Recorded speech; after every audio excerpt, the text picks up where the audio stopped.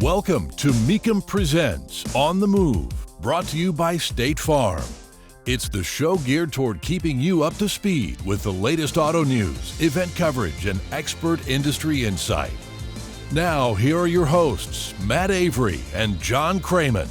Hey, and welcome to another On the Move. I am Matt Avery, and joining me is co-host John Kraman, lead TV commentator for Mecum Auctions on NBCSN. And hey, John, we've got a really exciting show today because I have a special conversation with Ken Gross, who is a longtime automotive personality. He's an author. He's been involved with very high-level judging for years. And he was part of the recent Chattanooga Motorcar Festival, and in particular, the Sunday Concours, which was an event I was able to attend. So he and I have really a kind of a special conversation talking about how that event came together. And then also, as part of that, we talk about a special car that's going to be crossing the block at Mecum Kissimmee. I won't give anything away, but just a little bit of a tease there.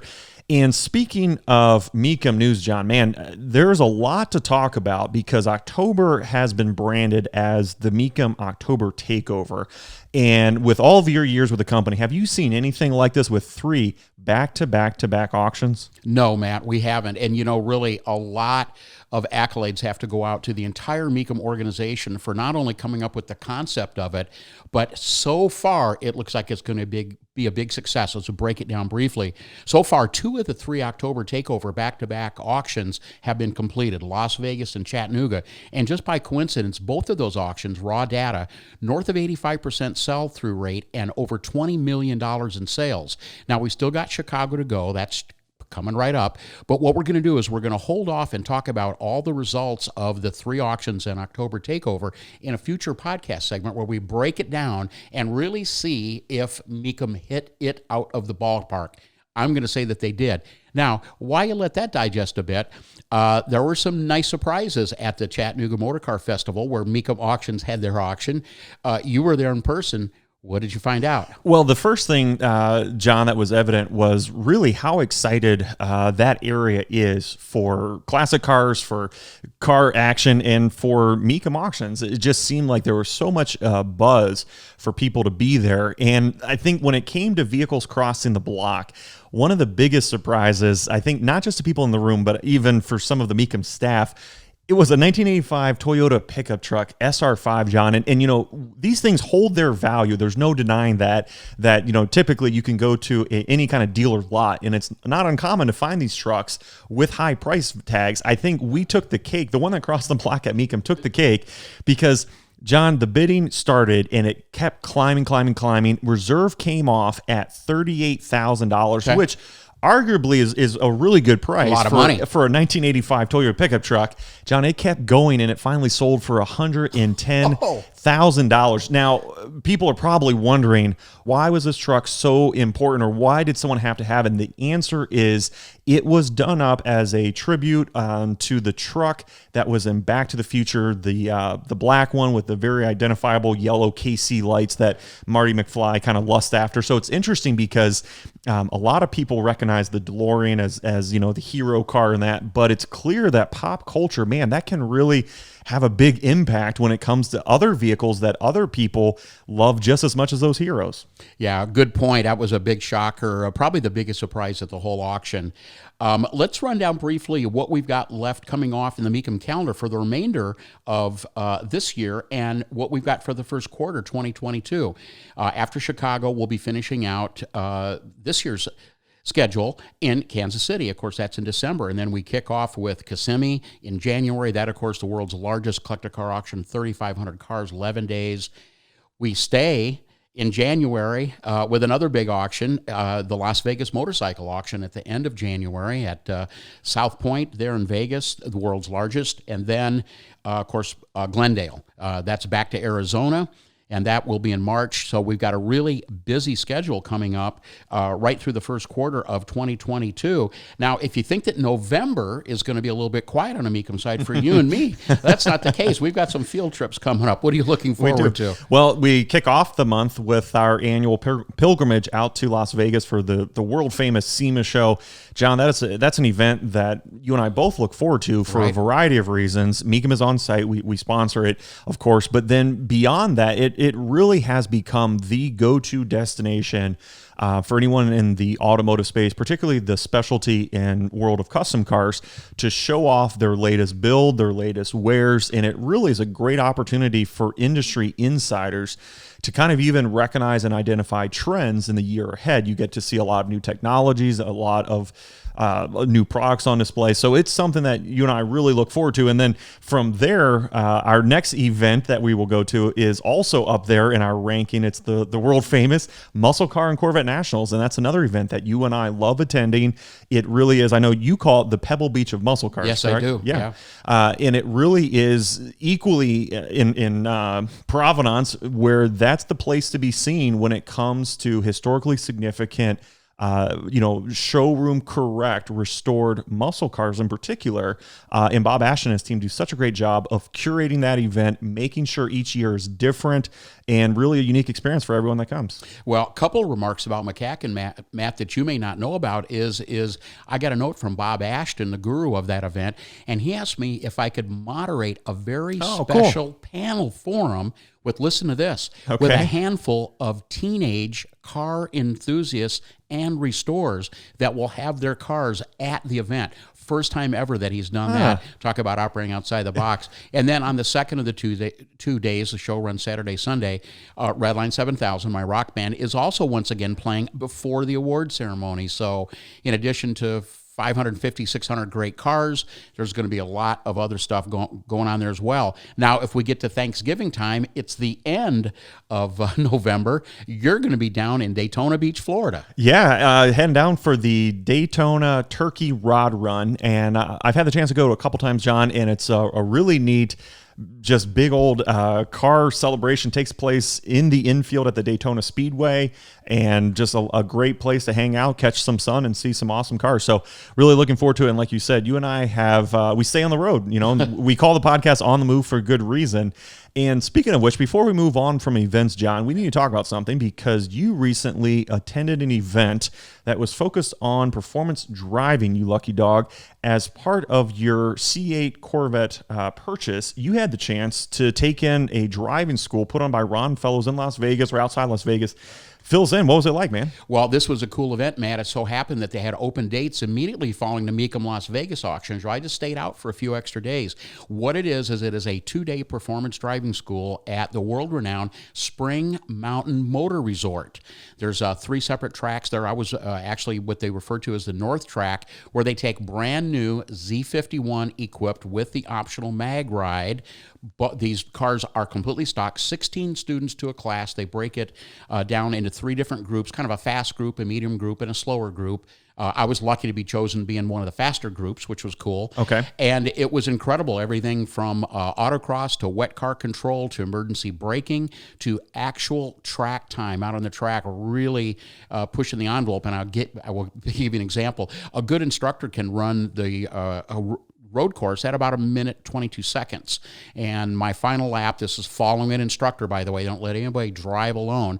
My final lap was 1:30 seconds flat, 8 seconds off the pace of what the pro drivers can do. We were really hustling. I was 109 mile per hour down one of the short straights. And new C8 owners get to attend the school at a major discount. It's $1,000. If you attend the school within 1 year of new C8 ownership, Chevrolet pays the difference. Normally, you'd spend roughly around $4,000, and you stay right there at the track. They've got condos, and they supply a breakfast and lunch every day as well. It is an unbelievable experience, and I would recommend it to anybody. Now, John, you were closely involved. I mean, you're a Corvette, you're a passionate enthusiast for the C8 model. I know you waited months to purchase this vehicle, and I know you enjoy driving your car around here. After attending that school, has it given you a deeper appreciation for the engineering or the capability of that car? It really has, and I'll tell you why, Matt. I mentioned earlier in this podcast that the cars were stock. These are completely 100% unmodified cars that were really pushed very, very close to the limits, and were done They do this school 7 days a week, so it's nonstop. The cars have got 100% perfect reliability, and to be able to experience the edges of the performance envelope in a controlled environment, something we would never do on the street, really made me even more impressed with the C8 Corvette platform, especially for track use with the Z51 and the Mag Ride. The car is so incredibly poised. And we never, ever will push that envelope on the street, but on the track, it was really a lot of fun, man. Well, from the track, let's talk about some of your impressions. Just around the streets around us, John, you saw two of the latest vehicles. You saw the Grand Cherokee L, which we had a chance to review. We did an On the Move review. But you being able to see it out on the road, obviously not behind the wheel, a little bit different experience. Any takeaways, I mean, in terms of just its presence out in the flesh? Well, Matt, a couple of real high-profile cars that you and I have talked about, and like you say, we got a chance to drive the Grand Cherokee L. I saw the very first one. Now, that's the all-new redesigned Grand Cherokee, and the first time ever with 3 rows. Now, coming out down the road a bit is going to be the same Grand Cherokee, not the L version, slightly smaller with 2 rows. But I did see the first one, and within an hour, I saw my very first Ford Maverick, the new compact pickup truck. And I have to say, Matt, that my takeaway on that, I really like the way the Grand Cherokee looked, by the way, very commanding. The Maverick literally did not look as small as I thought it was going to be. It's still a pretty good-sized vehicle, and it is unmistakable Ford truck. In other words, the personality and the dynamic of that truck just screams classic F-Series truck. I think they've got a real winner on their hands for sure. Anything on your world and car news that popped up? Yeah, well, speaking of Ford, I saw that the brand has announced that coming next year will be a upgraded Bronco package called the Bronco Everglades. And the biggest things that it adds is a factory-installed winch and a snorkel. And the snorkel is, it basically puts your air inlet up higher, typically above the windshield, so you can do some water fording. What's interesting to me, that's literally all we know, John. We don't know price, we don't know anything else than that. But the reason why I think this is significant is it's a good reminder that I really do think when it comes to the world of off-road performance, Ford really stays committed to not only delivering an off-road package to customers in the form of like even the Raptor we saw many years ago, but then they continue to raise the bar and go back and say, hey, what additional equipment can we offer to customers that want to do even more with their vehicle? And it's just interesting because we've talked about this where it seems like a lot of that spirit doesn't really seem to resonate with the Chevrolet truck group that seem very content to kind of just stay where they're at. So kudos to Ford for doing that, and I think it will do well because the Bronco community is already using those vehicles off-road, and now they're getting some factory equipment to let them do even more. So I think that's awesome. The other thing on my radar was a hot hatch, although I didn't think it would be a hot hatch, but the Acura Integra, they have shown off some images confirming that at least one of the available configurations will be a 5-door hatch, and they did confirm it can have a 6-speed manual, which is cool. You and I like driving the manual transmissions. Prefer them. Yeah, and I guess when I heard 5-door hatch, John, I will say a tinge of me was kind of, I was really hoping for a 2-door hatch. But of course, the Acura Integra has been a 5-door hatch going back many years. So it reminded me with these specs, again, we don't know really beyond this, it reminded me a lot of the Kia Stinger. And I think that's got kind of a neat look to it, so I'm kind of excited to see how this Integra shapes up. Well, that's all good stuff, Matt, but I'm going to make a prediction and say that the biggest car news for October is really yet to be officially announced, and that is, of course, the 2023 Corvette Z06. We now know that the reveal date will be Tuesday, October 26th, and that the location for the virtual unveiling, the reveal, is going to be the famed Peterson Automotive Museum in Los Angeles, California. So mark those dates, and you'll be able to find out information on how to watch that right on your computer coming up very soon. Mecum Auctions is proud to bring you On the Move with Matt Avery and John Kraman. For more on the world of collector cars, head over to Mecum.com. Now let's get back to the show. Hey, just last week, there was a multi-day car celebration taking place in downtown Chattanooga. Not only was Mecum Auctions in town, but there was also the Chattanooga Motorcar Festival, which took place, which had several days of everything from racing to road rallies to a charity cruise, and it all kind of led up to a Sunday concours. And then during the evenings, there was live music and street vendors, so a lot to see and do. And joining me now is Ken Gross, who is the Concours Director. And Ken, I got to say, as someone who attended each and every day of the event, you had great weather, you had a great turnout of cars, you had a great turnout of spectators. It really seemed like this thing went off without a hitch. And from your perspective and your team's perspective, is that how you guys would classify this year's event? I'll use your words. Great. We were very pleased. This is the second time. The first of these events was held in 2019, and then, of course, like most events, because of COVID, we had to pass. But we were back with a vengeance, and we think it went very, very well. We're still learning our way, but feedback I had from people and just my own observation was that it was really terrific. The nicest thing someone said was, you look like this show's been going on for 10 years. Yeah, that is a great compliment because, like you said, this was just your second year. And I think what's interesting, Ken, you've been in the business for many, many years. You're a very well-established automotive author, personality, and judge, and you've been a part of these high-level events. And it really seems like you and the team had kind of a white space to work with when designing this event. You could kind of really control what you wanted it to be.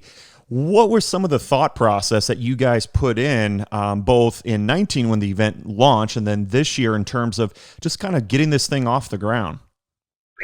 Well, Byron DeFore, who is really the patron saint of all this, with his brother Ken, the DeFore brothers, this was really their vision in 2019. And when they asked me to help, and particularly when I found that proceeds, all the proceeds, went to benefit neuroscience research, the CHI Memorial Hospital work on ALS and Parkinson's and stroke, that was very meaningful to me because I've had two friends pass away from complications of ALS.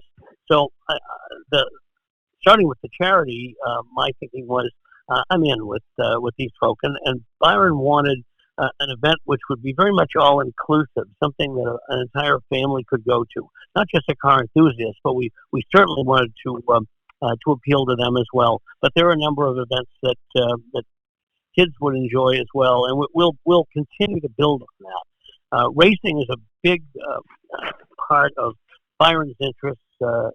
His 50 Plus Racing is the foundation that supports the charities. He has a Lola T70 among other cars, and he wanted to have a great racetrack. The first year we did it, we had kind of a point-to-point track running alongside the river with the permission of the city fathers and mothers. This time they designed a circular track about 2.1 miles long, using a combination of public roads, which they had to block off. The city of Chattanooga is very much behind the DeFores, and newly paved sections to make the track itself. So, and of course, the track was dedicated to Jim Pace, who had been our competition director and who sadly passed away from complications of AIDS last year. So we called it the Pace Grand Prix at the Bend. And the racers' initial comments I heard were, we really like this track. We'd like it to be a squeak wider and a little less bumpy, but boy, it's fast and we're having fun. And you can get one of the other things that Byron and his brother wanted was to have an event where you could pretty much walk to everything. If you go to Pebble Beach, you've got to drive to Laguna Seca and other things. We thought it would be ideal, and very, very few events have the track within a very short walking distance or a quick tram ride, and that was a goal from the beginning. You mentioned the road rally, and that was helped by the Coker Tire, legendary tire people, and about 50 cars and their drivers, 2 days of touring the Tennessee countryside. So those are two of the elements, and maybe I should stop and let you get a word in edgewise. No. I'll talk about well, and you touch on something that I was struck by, Ken, which really is the flavor, the personality of the event, because the West Village area of Chattanooga, that was my first time being there. And that has such a great vibe to it, just charming, quaint streets. And at night, you guys had live concerts and music going on. And it's a really charming setting, which played well for arguably the crown jewel of the Motor Car Festival, the Sunday Concours. Man, what a fantastic area to display some of these really nice cars.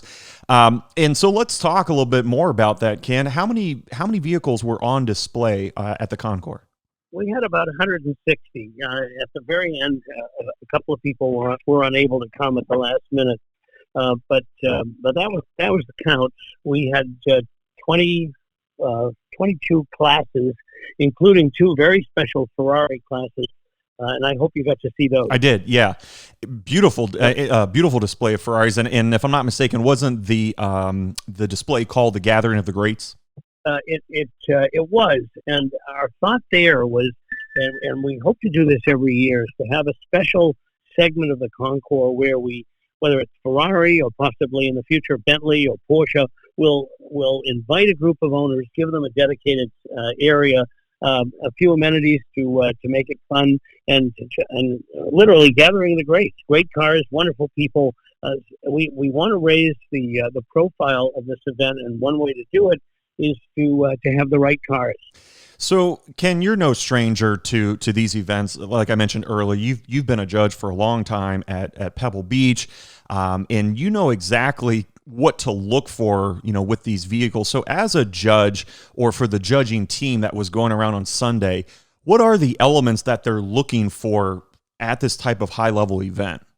Well, I've judged at Pebble Beach. This will be my 32nd year, and I've judged at events all over the world. I'm a member of the ICJAG, the International Chief Judge Advisory Group, and we used ICJAG judging standards for this group, just the way they do at Pebble Beach and many other places. We're looking for authenticity, originality, field presence, and certainly whether a car is freshly restored or was restored a long time ago. We ideally like the automobile to be as close to the way it was built on our field as possible. And you need a team of experts who have a sense of what these cars look like in order to judge them. So of those 160 vehicles on display, anything catch you off guard or surprise you from your walking around? No, because I picked them all. but no, to answer more seriously, there are cars that until you see them in person, you don't realize quite what the presence is. And in many instances, of course, we were talking to owners, asking them to bring cars, and I had not seen that particular car in person. But when you do see them, that impact is part of the real excitement of gathering cars like this. I mean, our best of show winner, which is from the Richard Workman collection, was a 275 GTB 4-cam Nart Spider. They only made 10 of those cars, so they're extremely rare. And this looks like a silver shark on wheels. I think while they didn't sell well back in 1967-68 when Luigi Chinetti brought them, convinced the Ferrari factory to do a soft top GTB, they are magnificent. And you see them today and you realize, without having to worry about crash safety bumpers and giant brakes and huge tires for traction and so on and so forth, a car can be reduced to its simplest elements, its simplest style, and that car, not only is it timeless, but it's thrilling to see. And when the engine starts, a 300 horsepower, 4-cam, 12-cylinder, 6 carburetors, I don't have to tell you, it's great. Now with that Best of Show award, Ken, how is that determined? I mean, obviously your judging team, I'm assuming, is coming together and talking about what vehicle meets that high criteria, or how are you guys coming to that conclusion? Well, the judging team was run by Mike Tilson, who is the chief judge and founder of the Radnor Hunt Concours in Philadelphia. Mike is a former is not the right word. Mike has a repair and restoration business for exotic cars. He specializes in Ferrari. He's extremely knowledgeable, and we tried to pull together a great group of judges, men and women who had considerable experience, individual mark knowledge, and so forth. So the best of show is determined from the cars that win their class. So you have to win your class to be the best of show candidate, if you will. And then a small group of us, including Mike, myself, we looked at all the best in class winners and tried to pick a car that we thought epitomized everything we want to say about great cars and about the Chattanooga Motorcar Festival. And there were some close contenders, but we decided after looking at them all that the four-cam Nart Spider was not only the car we thought would be great representing the show, but it's the one we all wanted to take home. Yeah. And, the other thing, too, that I think was readily apparent to people on site is the level of your team in terms of automotive celebrities on site. You had Linda Vaughn, First Lady of Motorsports. You had Wayne Carini, who's a well-known TV personality. I mean, Ray Evernham, racing champion, crew member. I mean, you guys really stacked it with getting some of the best automotive personalities to come out and support the event, and it really seemed like that helped to give it a lot of momentum. Well, it is, and many of these folk are friends of mine and have been friends a long time. Derek Hill, Linda Vaughn, and I were joking we've probably known each other over 45 years. Oh man! And when people come to events like this, it's exciting to them to see these great personalities, great drivers like Brian Redmond and David Hobbs. And what we try to do is make it possible for them to literally come up and meet the heroes and get an autograph. We put together a multi-photo kind of, I guess you'd call it a card, where pictures of all the celebrities were on it, and people were literally going around trying to get every picture signed. And they'd have a few minutes. I sat with Linda and with Alain de Cadenet, who drove in Formula One in Europe for years, and is a TV personality in the UK, and he came from England. And all of them, to a man or to a woman, took the time to, who are you? How are you? What do you drive? What are you interested in? That extra couple of minutes, and particularly for young people, it's thrilling for them, and it's a life memory that they won't forget. And we try to create that multiple times. Yeah. Well, and it seemed to be very successful, Ken, because from my walking around, like you mentioned earlier about the intent behind the event was to have it be something fun for the whole family, fun for all ages, fun for even people that maybe aren't super into cars. And I think you're right. It really did allow for that easy access to some of these automotive heroes for people, like you said, to go up, grab a picture, chat with, get an autograph, and talk about some of their favorite cars or memories. I know the dust has barely settled, Ken, for you and your team with capping off this second event. What's the plan for next year's event? I imagine that talks or discussions are well underway. Anything you can share at this point about kind of what's in store for 2022?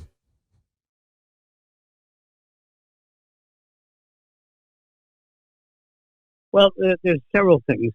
We didn't mention the discussion panels, and those proved to be very, very popular. Barn Finds with Carini and Cotter and Coker, Rockets for the Road, which I worked on with the GM guys, a great Ferrari panel with Steve Aldrum. So we're going to build on everything we did. We the classes that were successful, and we had special classes of Porsche and Jaguar. We'll probably do that again. I'd love to have more great classics, and we're going to work on it. I originally had 5 Tuckers coming, and unfortunately we were down to 1 because of insurance issues and fuel problems and so forth. So having a single mark, a really interesting car like Tucker, we'll look at doing that again.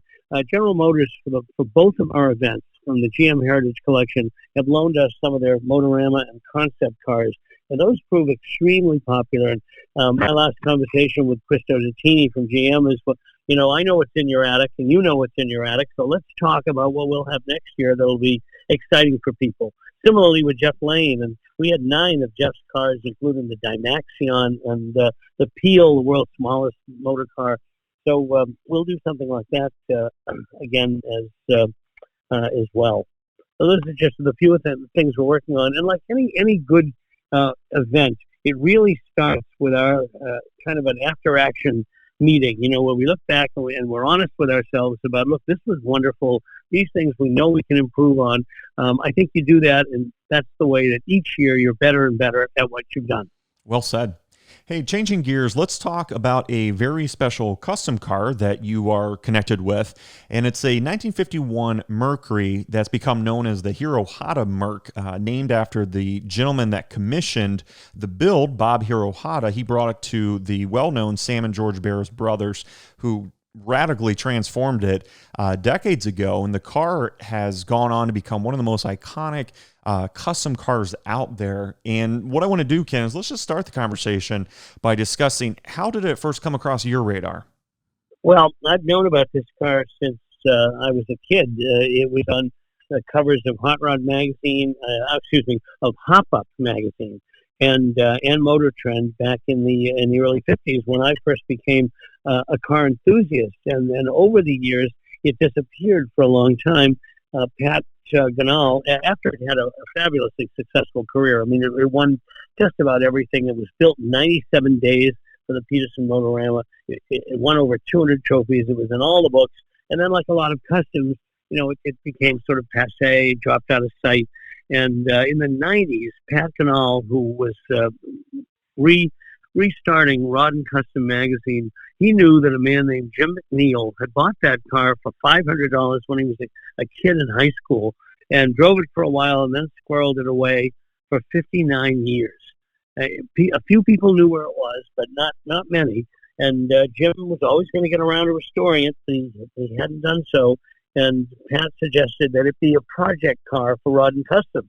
It was perfect for everybody. Jim could do all the work. He was a skilled mechanic, painter, pretty much everything, but needed some help. And Pat put together a wonderful team, Junior Conway, Francis Ogni, some of the people who had worked on the car when it was first customized.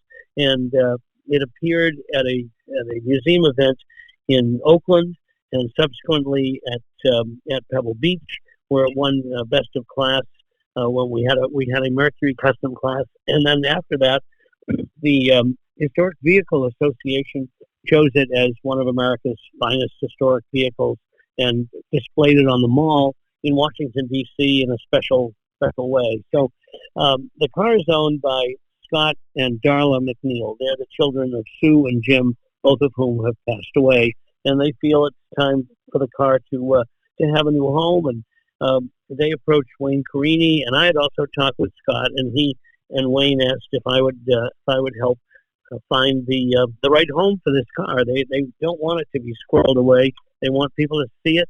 They want people to be able to experience it. So we've been tasked with helping Mecum Auctions have the broadest possible level of interest in this car and a successful sale in Kissimmee in Florida in January. Now, from a design standpoint, Ken, a lot of custom cars have been made over the last several decades. What is it about this car? What did Sam and George do with this vehicle that I guess have kind of become iconic or timeless, those touches? What are the elements that just really stand out and set this car apart? I like to say that there's the Hirohata Mercury, and then there's all the other Mercuries. The Hirohata Mercury was done in a light pastel. It was made into a hardtop with almost a continuous roof line.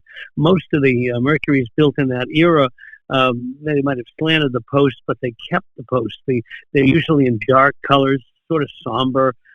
Every element of the Hirohata Mercury works to make it light, airy, and just stunning. The Mercury itself was probably a great metal canvas for customizers. I mean, it had a decent shape, an interesting shape, but Sam Barris, who was really the metal visionary for the Barris shop, not only did they chop the roof 4 inches in front, 7 inches in back, and get a really pleasing roof shape.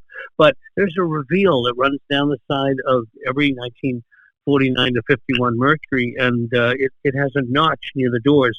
The Barris brothers smoothed that out, so there's a continuous line from the French headlights all the way to the Lincoln taillights. They fitted the car with or Bob Hirahata fitted the car with a Cadillac engine in period with an Isky cam, 3 carburetors, and then he drove it to Indianapolis cross country and wrote a story about it called Cross Country in a Custom, which appeared in Rod and Custom magazine, which it really inspired people because a lot of cars like that were much fewer in the Midwest and the East Coast, and here was the California Custom, and it was traveling across the country. So very, very exciting. The Buick side spear, I think this is the first time someone did that. The whole idea of customs is to take a low price or a medium price car like a Ford, a Chevy, or a Mercury, and artfully reshape it so that it looks much more expensive. And that's what was done with with this car. And I can tell you, because Wayne and I had a day with the car in Newport, Rhode Island, a couple of weeks ago, driving it around, even many decades after it was built, it totally stops traffic. I mean, people jump off the curb to take the picture. You stop, and people come up and say, "What is this?" And many people thought it was some kind of a new car, which blew Wayne and me. Completely. But it's there's really nothing like it in the custom car world. No car that's achieved quite so much fame, and that's why we're excited about helping the family to sell it. Well, and that reaction you just shared from getting the car out is exactly what makes a vehicle timeless, is that if people today are stopped in their tracks and, like you said, asking if it's something that just got finished, that really speaks to the design that went into decades ago to really make this thing something so unique and something, so timeless. So a lot of thought and a lot of design went into it. Where in your mind, Ken, where do you see this car going? Where would be a fitting place, in terms of to make sure the story is celebrated and cared for? Well, there are certainly a couple of major museums where that'd be perfect, and maybe possibly it's a collector who buys the car and donates it to a museum. Possibly it's a collector, and there are plenty of them in this country. I won't name names, but who have extraordinary collections of exotic and interesting cars. And this for many of them, the people who collect French cars, let's say, or Italian custom coachwork and so forth, this is a car that fills an interesting empty space in their collection. They probably don't have anything like this. And I can think of a couple of collectors for whom it would complement their collection in a beautiful way, and it would still be accessible to the public. So that's what we're hoping. We're really hoping it doesn't get purchased by somebody who then takes it away and locks it up, and no one sees it again. Right. Well, and for listeners that do want to get a chance to see the vehicle up close, head over to Mecum.com. There are a couple events between now and the Kissimmee auction that will be on display, and it's a great way to see the vehicle, to experience it firsthand, and then, of course, make plans in January to be on site for the auction where it will be crossing the block. Hey, Ken, I really appreciate the time, man, both for filling us in on the legendary Bob Hirahata custom work, and then also for the recap of the recent Chattanooga Motorcar Festival. For people that want to find out more about the festival for next year, where can they head online? We have a website, of course, and it's www.chattanoogamotorcar.com. But we have not put up next year's plan yet because we're going to do that in the next couple of weeks to get things ready. Right now, everybody who worked so hard for the last couple of weeks is taking a few well-deserved days off, and then we will regroup and really go at it. Matt, if I may say a quick thing about Mecum, I would like to, if that's okay. Sure. Yeah. One of the elements that we wanted from the beginning with the Chattanooga Motorcar Festival was a partnership with a great auction company, and I was able to introduce Dana and Byron DeFore kind of remotely, and I think Byron flew up to Wisconsin, and Dana came down and looked at the exposition center, and they they took to one another as though they'd known each other for a long time. And we are obviously thrilled to have Mecum Auctions as a partner. I shouldn't have been surprised, but I was a little at the huge crowd that Mecum gathered in Chattanooga, and all of that is a wonderful adjunct to our event, and we hope that we're a draw for Mecum. Well, this year definitely was a winning combination because we saw the same high levels of excitement for people who were attending the Motorcar Festival as those who are coming into the 2 days of the auction, because the room was packed and there were so many smiling faces, so many people were excited to be there. And it really seems like, Ken, you and your team have tapped into something here, and there's a lot of momentum behind it, and I can't wait to see what you guys do in the years to come. As always, Ken, it's great catching up and talking cars, and again, congrats on this year's event. Thanks, Matt. I really enjoyed it. Take care. You've been listening to Mecum Presents On the Move, brought to you by State Farm. For more information, visit mecum.com. And join us again next time as we take you inside the world of muscle and collector cars and more.